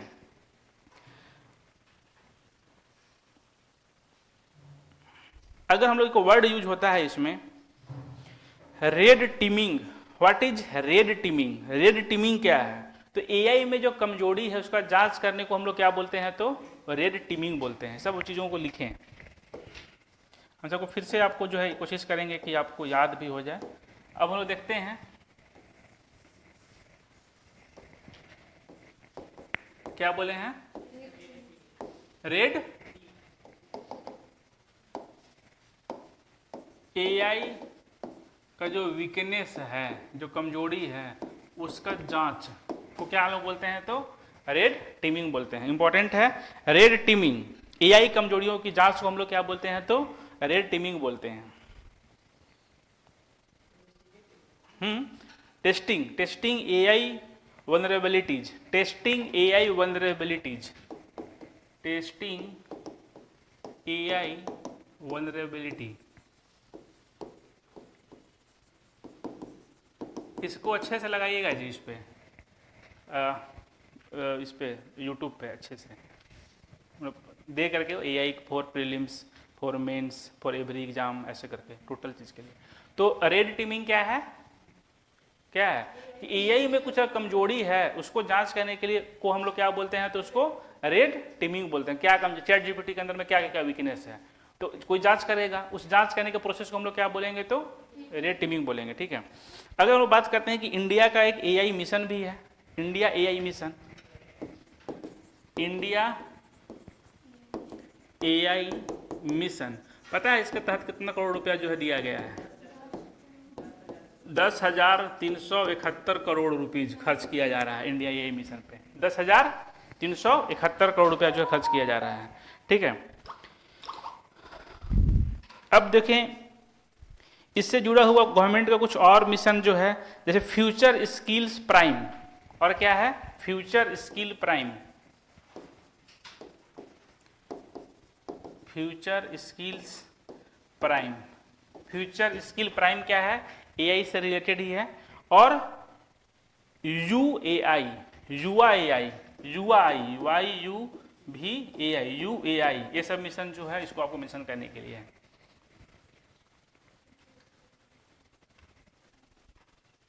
एक वर्ड है टेक्नोलॉजिकल सिंगुलैरिटी, एक वर्ड है, हम सब समझाएंगे फिर से। टेक्नोलॉजिकल सिंगुलैरिटी,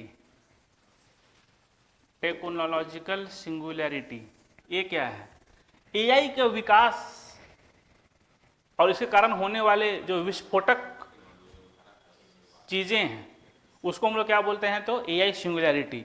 जिसको मेंशन करने के लिए है कि theoretical AI explosion scenario, AI विकास का संभावित विस्फोटक चरण, AI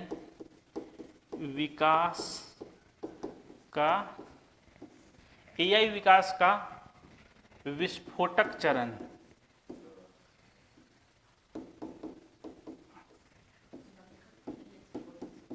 अब ध्यान देंगे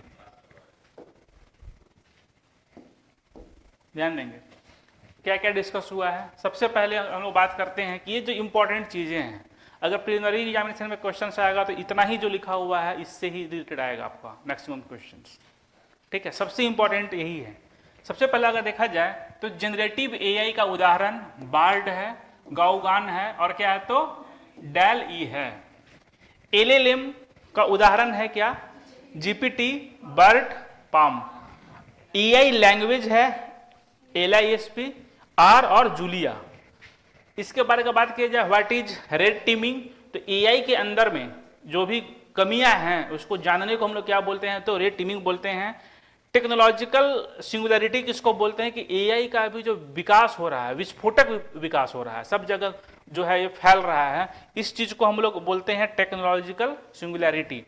आगे देखा जाए कि कुछ इंडियन गवर्नमेंट का जो प्लान है, तो सबसे इंपॉर्टेंट इसमें क्या है, इंडिया AI मिशन, जिसके लिए 10,371 करोड़ रुपीज खर्च किया गया है। इसके अलावा फ्यूचर स्किल प्राइम है और UAI है। इतना जो चीजें हैं प्रीलिम्स पॉइंट ऑफ व्यू से आपके लिए काफी क्या हो जाएगा, तो इंपॉर्टेंट हो जाएगा। हाँ वही है, तो जेमिनाई जिसके ऊपर में वर्क करता है उसको हम बट कहते हैं, उसका जो LLM है उसको हम लोग क्या बोलते हैं, तो बट कहते हैं। लिख सकते हैं, पहले बात था, अभी जेमिनाई है, कोई दिक्कत नहीं है। ठीक है, ये चीज क्लियर है। चलिए अब देखेंगे, चूंकि हम लोगों को हर एक सिनेरियो से पढ़ना है कि AI का इम्पैक्ट अर्थव्यवस्था, समाज और राजनीति पे क्या हो सकता है। AI का जो इम्पैक्ट है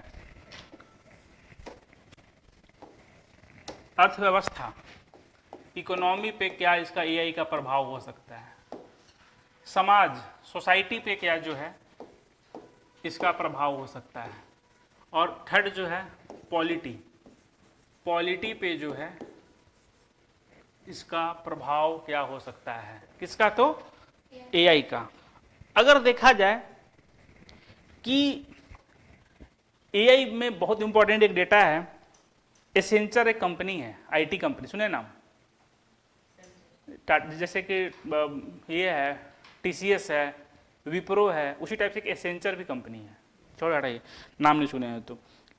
ये कहा है कि 2035 तक इंडिया का जो ग्रोथ है वो 1.3%, एक ग्रोथ रेट जो है इंडिया का,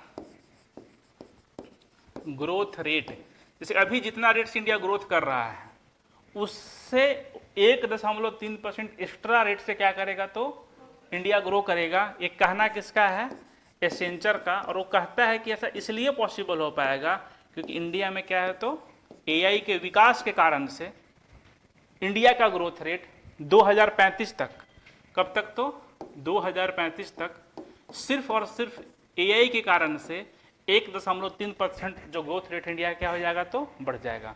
तो ये क्या है, आपका एक इकोनॉमिकल सिनेरियो है जिसको आपको मेंशन करने के लिए है। चाइना जो है, चाइना वो 150 बिलियन डॉलर इंडस्ट्री बन जाएगा एआई का, कब तक तो 2035 तक। 2035 तक चाइना जो है 250 बिलियन डॉलर इंडस्ट्री जो है वो बन जाएगा।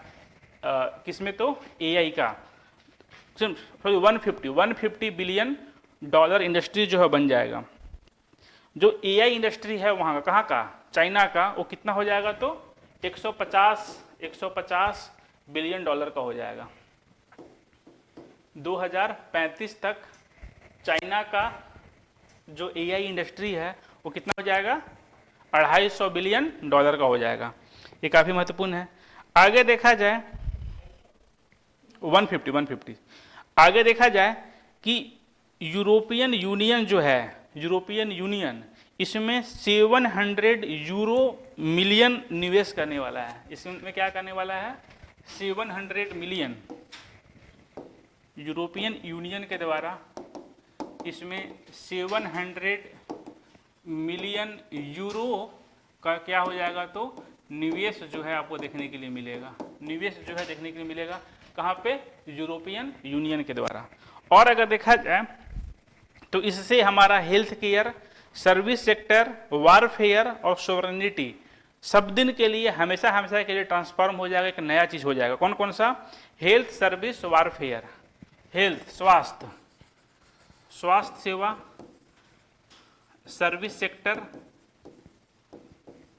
सेक्टर और वारफेयर युद्ध भी जो हो जाएगा वो हमेशा के लिए क्या हो जाएगा तो बदल जाएगा। इसमें आमूलचूल परिवर्तन आपको देखने के लिए मिलेगा। तो ये है कुछ पॉइंट इकोनॉमी से related. Health care, service sector, warfare, ये सब चीज़ें जो हैं वो हमेशा के लिए क्या हो जाएगी तो बदल जाएगी। आपको इसको लिखने के लिए है।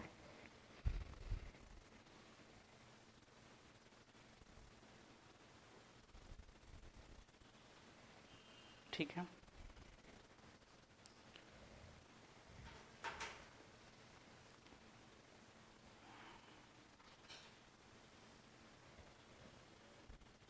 अब चैलेंजेज क्या क्या है। एआई के आने से बहुत सारा चैलेंजेज है। क्या क्या चैलेंजेज है, तो अब चैलेंजेज को मेंशन करेंगे हम लोग, खुद से करना है। वही सब चैलेंजेज के अंदर में आ जाएगा कि सोसाइटी में क्या होगा, उसी को तो एक्सप्लेन कर रहे हैं चैलेंजेज में हम लोग। ठीक है, कि सोसाइटी में क्या होगा, जो पॉलिटिक्स में क्या होगा। तो सबसे पहले अगर देखा जाए उसको एक्सप्लेन करते हैं तो challenges on society level, on political level. तो प्राइवेसी कंसर्न आ गया ना, बात किसका, समाज का।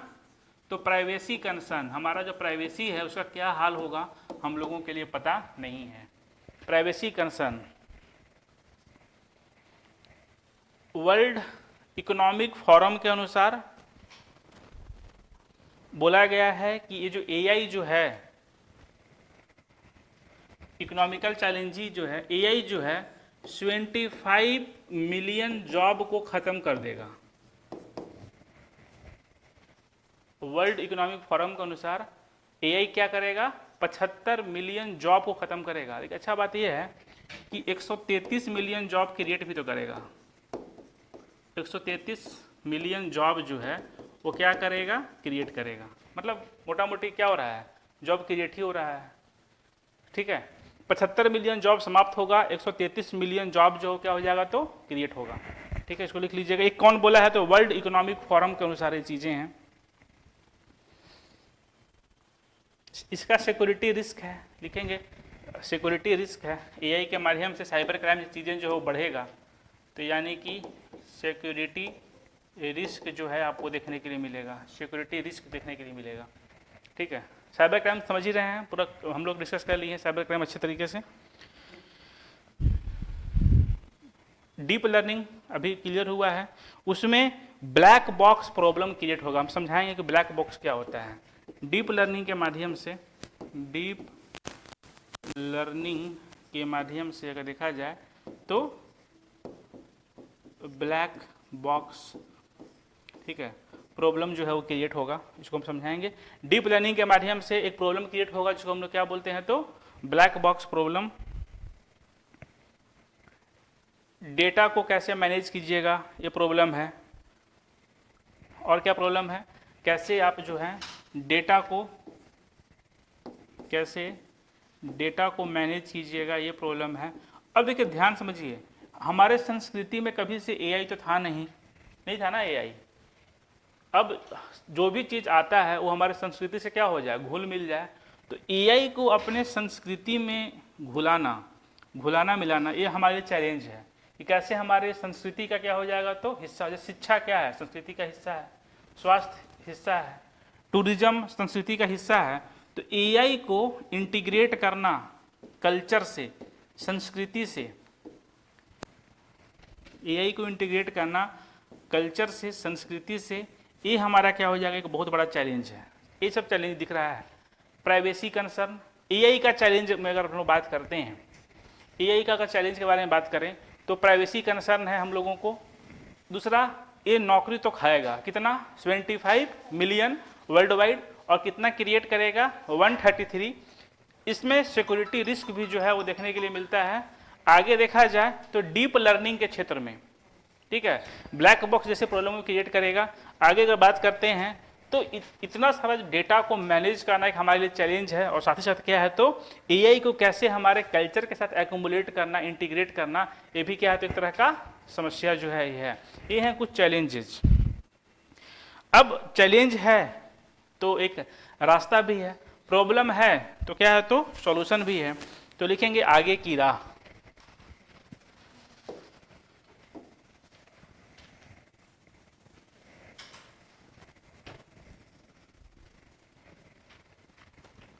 लिखेंगे चैलेंज, चैलेंज है तो इसके बाद क्या आएगा हमारा, way forward, way forward, way forward है। ठीक, आगे की राह क्या है।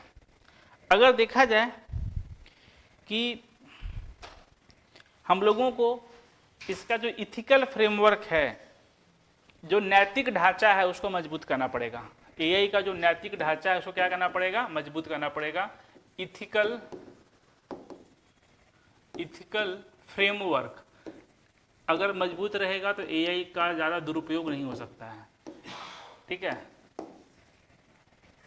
चैलेंज है, उसका सॉल्यूशन क्या है कि हमारा कैसा फ्रेमवर्क हो, उसको इथिकल फ्रेमवर्क के दायरे में ला करके इथिकली उसका क्या किया जाए, तो इस्तेमाल किया जाए। इसके बाद अगर देखा जाए कि यह जो है, जो इक्विटी है समाज में, जो ऊंच नीच जो है, उसको भी एआई क्या करेगा, तो मतलब कि एआई को ऐसे लाया जाए, ऐसा नहीं कि वो सिर्फ रिच आदमी के पास ही रहे, पुअर के पास में नहीं रहे। इसको विथ इक्विटी जो है समाज में लाया जाए, इक्वलिटी के साथ में समाज में लाया जाए, तो एआई का ज़्यादा दुरुपयोग नहीं हो पाएगा। यानी कि आर्थिक समानता की दृष्टि से इसको लाया जाए, ऐसा नहीं कि गरीब जो है इसका यूज ही नहीं कर पा रहा है।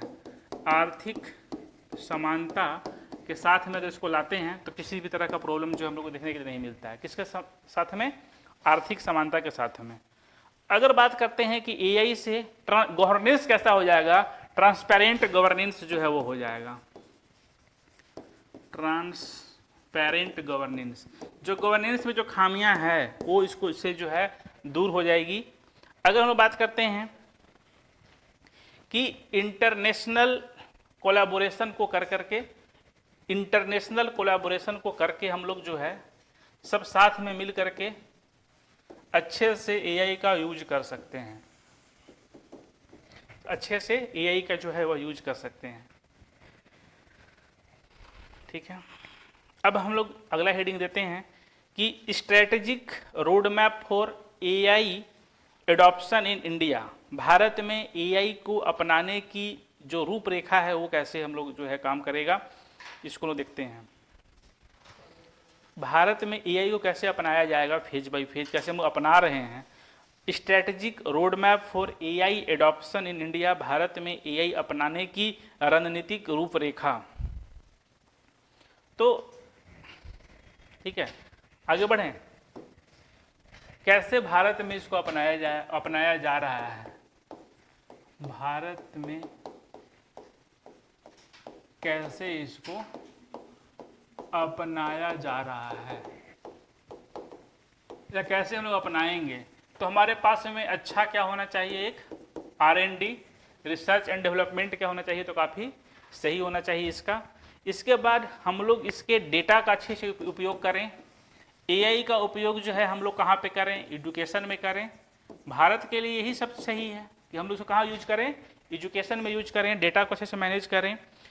इसके बाद एआई को अपनाने के लिए बहुत सारी सुधार का ज़रूरत है, यानी कि गवर्नेंस स्तर पे इसको अच्छे से रेगुलेट किया जाए, विदाउट रेगुलेशन इसको नहीं लाया जाए। और अगर हम लोग बात करते हैं इसमें रेगुलेशन के अलावा, तो आईपी रिफॉर्म के माध्यम से इसको हम लोग अच्छे तरीके से उपयोग कर सकते हैं। आईपी रिफॉर्म्स, ग्लोबल कोलैबोरेशन करें, ग्लोबल कोलैबोरेशंस जो है वो काफ़ी इम्पॉर्टेंट है, इसको हम लोगों को करने के लिए है, ग्लोबल कोलैबोरेशंस जो है करने के लिए है। अब इसको अच्छे से रिटेन किया जाए और इसमें होने वाली जो भी चीज़ें हैं, चूँकि भारत में अलग अलग तरह का भाषा है, तो ऐसा नहीं कि किसी एक ही भाषा में काम करे, तो अच्छे से ये जो है ट्रांसलेट हो, हर एक लैंग्वेज में काम करे। क्लियर है बात कि भारत में कैसे अपनाया जा रहा है और कैसे अपनाया जाए, ध्यान दीजिएगा। अच्छे से इसका R&D हो, यहाँ देखिए छपैया टीम। दूसरा है इसका डेटा का क्या हो, तो सही से अच्छे से मैनेज हो, इसका सही उपयोग हो, इसका गलत हाथों में उपयोग ना हो। एजुकेशन में इसका अच्छे से उपयोग हो, सबके लिए उपयोग हो, गरीब अमीर सबके लिए। इसको गवर्नमेंट के द्वारा टाइमली रेगुलेट किया जाए, खामियों को दूर किया जाए। चौथा है कि आईपी रिफॉर्म के माध्यम से इस पर ध्यान दिया जाए।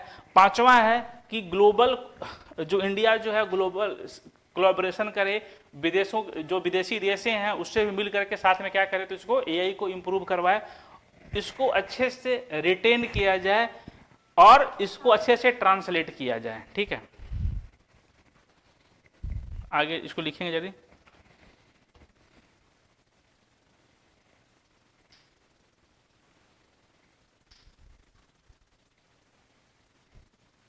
ठीक है,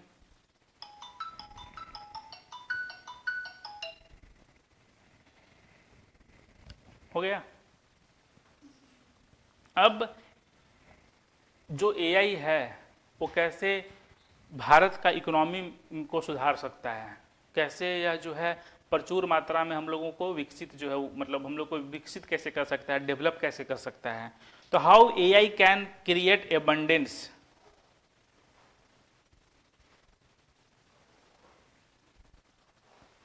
कैसे एआई प्रचुरता ला सकता है। How AI can create abundance, ये लास्ट टॉपिक है हमारा। How AI can create abundance, कैसे एआई जो है वो क्या क्रिएट कर सकता है, तो एबंडेंस जो है। अब देखें एआई के माध्यम से हम लोग फार्मिंग, हेल्थ केयर और एजुकेशन को सस्ता कर सकते हैं। क्या कर सकते हैं, चीपर फार्मिंग, एजुकेशन और हेल्थ केयर को हम लोग क्या कर सकते हैं, तो सस्ता कर सकते हैं। क्या कर सकते हैं, एआई के माध्यम से। तो सस्ता हो जाएगा तो अच्छा बात है, पैसा बचेगा। ठीक है, बट एआई के माध्यम से ऑब्वियस सी बात है कि जब एजुकेशन सस्ता होगा, फार्मिंग सस्ता होगा, हेल्थ केयर सस्ता हो जाएगा, तो ऑब्वियस सी बात है कि ये जॉब को क्या करेगा, तो हो सकता है कि जॉब को किल करे, बहुत सारा जॉब को क्या करे, तो वो मारे भी। सिंपल सी बात ये है। आगे देख सकते हैं,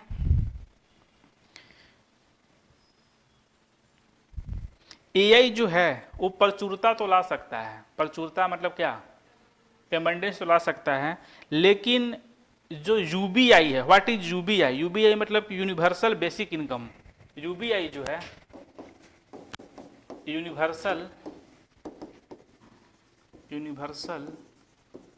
बेसिक इनकम, ऐसा नहीं हो कि एआई से उत्पन्न होने वाला जो इनकम है वो लिमिटेड हाथों में ही रहे, ये क्या हो जाए तो सबको मिले। इक्विटी जो है इसका डिस्ट्रीब्यूशन क्या हो, तो इक्विटी डिस्ट्रीब्यूशन हो, किसका? एआई से जो चीज़ें उत्पन्न होगी उसके लिए। ठीक है, तो हम उम्मीद करते हैं कि जो ये जो क्लास है एआई आधारित, ये आप एक कंप्लीट क्लास है। आप इसका यूज प्रीलिमिनरी एग्जामिनेशन, ऐसे और इससे संबंधित जो भी क्वेश्चंस आपके मेंस पर्सपेक्टिव से बनेगा, तो सब इतना ही जो 13 पेज का जो नोट्स है, 13 पेज हमारा कंप्लीट हुआ है, इससे आपका क्या हो जाएगा, तो कवर हो जाएगा। तो एआई के लिए इतना ही। साइबर क्राइम हम लोग वो डिटेल में पढ़ चुके हैं, और एआई भी। एआई के बारे में अगर देखा जाए तो इस बार की एग्जामिनेशन में, मेंस एग्जामिनेशन में इसका पोटेंशियल बहुत ज़्यादा है। हो सकता है कि मिनिमम 100 नंबर, यानी कि इन ए से तो ये पूछा जा ही सकता है।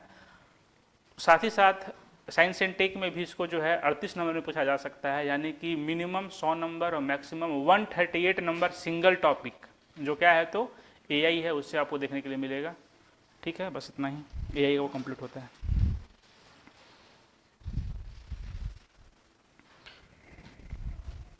और ये साइंस एंड टेक का आखिरी क्लास था।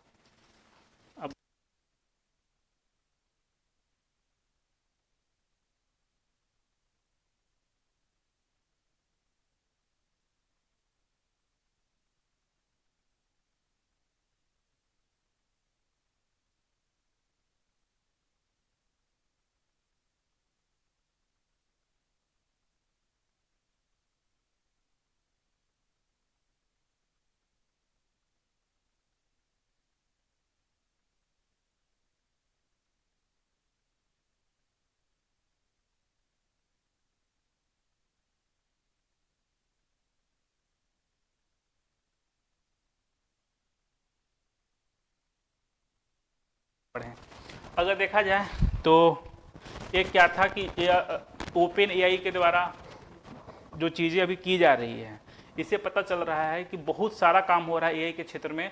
और 2028 तक हम लोग क्या बना लेंगे, तो एजीआई बना लेंगे, यानी कि वैसा एआई जो कि कैसा रहेगा, तो ह्यूमन लाइक रहेगा। आईबीएम बताया कि ये जो है मशीन और कंप्यूटर को इतना इनेबल करता है कि वह ह्यूमन की तरह क्या करना शुरू कर दे, एक्ट करना शुरू कर दे। इसके बाद अगर हम लोग बात करें कि और हम लोगों ने क्या डिस्कस किया था, कि वही चीज़ है कि ह्यूमन इंटेलिजेंस और प्रॉब्लम सॉल्विंग की तरह मैच करे, उसको हम लोग क्या बोलते हैं, तो एजीआई बोलते हैं। ध्यान से देखिएगा, रिवीजन हो रहा है आपका। अगर बात किया जाए इसमें, तो एक अगर एजीआई जो है, एजीआई क्या है, एएसआई क्या है, तो एएसआई जो है वो ह्यूमन इंटेलिजेंस को क्या कर लेगा, तो क्रॉस कर लेगा। ये अभी तक इमेजिनेशन में ही है, और इससे जुड़ा हुआ एक मूवी है जिसका नाम है 2001 ए स्पेस ओडेसी। तो अगर हो यूट्यूब पे है, आप देख सकते हैं कि कैसे एआई जब ह्यूमन इंटेलिजेंस को क्या कर ले, क्रॉस कर ले, तो क्या सीन रहेगा, कैसा जो पर्सपेक्टिव बनेगा, इसको हम लोग डिस्कस किए थे। आगे अगर बात किया जाए तो हम लोगों ने डिस्कस किया था कि ये डीप लर्निंग क्या होता है। तो डीप लर्निंग बताने के लिए अगर हम लोग बात करते हैं, या फिर अगर मशीन लर्निंग बतलाने के लिए हम लोगों ने डिस्कस किया था न्यूरल नेटवर्क को। न्यूरल नेटवर्क क्या होता है, तो कंप्यूटर का एक क्या होता है, तो मिनी ब्रेन होता है। और अगर मशीन लर्निंग में सिंपल न्यूरल नेटवर्क का काम होता है, और डीप लर्निंग में क्या होता है, तो कॉम्प्लेक्स और मल्टी लेयर्ड न्यूरल नेटवर्क का जो है वो काम होता है। ठीक है, अगर आगे बात करें तो और क्या है इसमें, क्लासिफिकेशन किए थे। तो एक क्या था आपका जो रिएक्टिव मशीन है, एक क्या था, तो एआई लिमिटेड मेमोरी का, थ्योरी ऑफ माइंड एआई का हम लोग देखे थे क्या होता है, और सेल्फ अवेयर एआई जो है वो क्या होता है, 4 टाइप का हम लोग इसको देखे थे।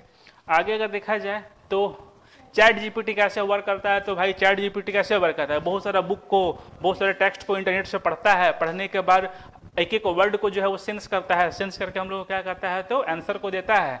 और कैसा आंसर देता है, जैसे कोई ह्यूमन लिखता है वैसा आंसर, कैसा आंसर देता है जैसे ह्यूमन चैट करता है वैसा आंसर। किसके द्वारा डेवलप किया गया है तो ओपन एआई के द्वारा, और ये जो है वर्चुअल असिस्टेंट की तरह जो है वर्क करता है।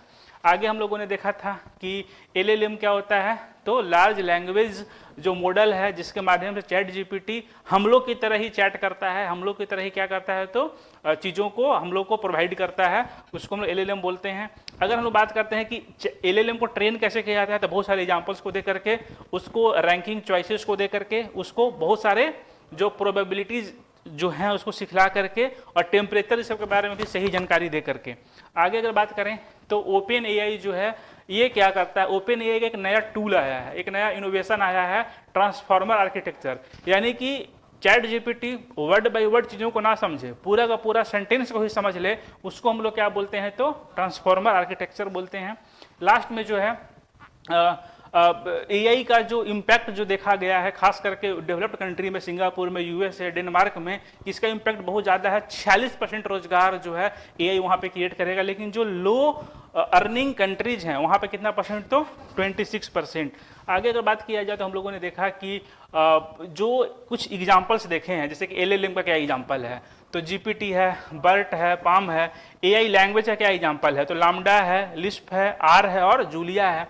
उसी तरीके से अगर देखा जाए तो जनरेटिव एआई की एग्जाम्पल क्या है, तो बार्ड है, गाउगान है और क्या है तो डेल ई है। इसके बाद कुछ इंपॉर्टेंट टर्म हम लोग देखे थे कि what is red teeming, AI में जुड़ी हुई जो भी खामियां हैं उसको दूर करने के लिए क्या होता है, तो उसको समझने के लिए क्या होता है तो रेड टीमिंग होता है। इंडिया का एआई मिशन पे कितना खर्च किया जा रहा है, 10,371 करोड़ रुपीज। इसके बाद कुछ और प्रोग्राम है, कल्चरल स्किल जो है वो है। इसके बाद UAI है। एआई विकास का विस्फोटक चरण को हम लोग क्या बोलते हैं, अभी विस्फोटक चरण है, बहुत एआई का विकास हो रहा है, इसको टेक्नोलॉजिकल सिंगुलैरिटी के नाम से हम लोग जानते हैं। आगे अगर देखा जाए तो कुछ वे फॉरवर्ड क्या हो सकता है, तो यानी कि ठीक है ये बहुत अच्छा है एआई, लेकिन इसका इथिकल फ्रेमवर्क बनाया जाए, इसका आर्थिक रूप से समानता प्रोवाइड किया जाए, अमीर गरीब सबके लिए एआई हो। इसके बारे में बात करें तो एआई जो है गवर्नमेंट्स के ट्रांसपेरेंसी को आगे बढ़ाएगा, और इंटरनेशनल कोलैबोरेशन हम लोगों को करना पड़ेगा, सब साथ में मिलकर काम करेंगे। चैलेंजेज है कि प्राइवेसी कंसर्न है, हमारा प्राइवेसी का हनन हो सकता है, 25 मिलियन जॉब खत्म हो सकता है, बट 133 मिलियन जॉब क्रिएट भी होगा इससे। सिक्योरिटी का बहुत ज़्यादा रिस्क है। इसके बाद डेटा मैनेज करना काफ़ी ज़्यादा प्रॉब्लमेटिक हमारे लिए हो सकता है, और ये भी प्रॉब्लम है कि कैसे एआई को हम लोग जो है कल्चर के साथ में इंटीग्रेट करें। आगे अगर देखते हैं कि भारत में एआई कैसे अपनाया जाए अच्छे तरीके से, तो R&D पे वर्क किया जाए, डेटा मैनेजमेंट पे वर्क किया जाए, एजुकेशन को अच्छे से यूज किया जाए, रेगुलेशन पर ध्यान दिया जाए, साथ ही साथ जो आईपी रिफॉर्म्स है उसके ऊपर ध्यान दिया जाए, ग्लोबल कोलैबोरेशन पर ध्यान दिया जाए, इसको अच्छे से रिटेन किया जाए, और इससे होने वाली मिलने वाली जो भी जानकारियाँ हैं उसको अच्छे से क्या किया जाए तो ट्रांसलेट किया जाए। लास्टली अगर देखते हैं कि हाउ एआई कैन जो है क्रिएट एबंडेंस, एबंडेंस कैसे क्रिएट करेगा, तो यह फार्मिंग को, एजुकेशन को और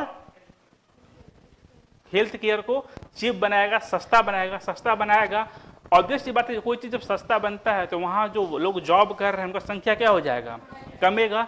लेकिन यह एक तरह का यूनिवर्सल बेस इनकम जो है क्रिएट करेगा, बट ध्यान यही देने के लिए कि जो इनकम हो वो किसी कॉन्सेंट्रेटेड लोगों के हाथ में ना हो, वो इनकम सबके हाथों में हो। तो एआई से जुड़ा हुआ सब बात जो है क्लियर हो गया। ठीक है, थैंक यू।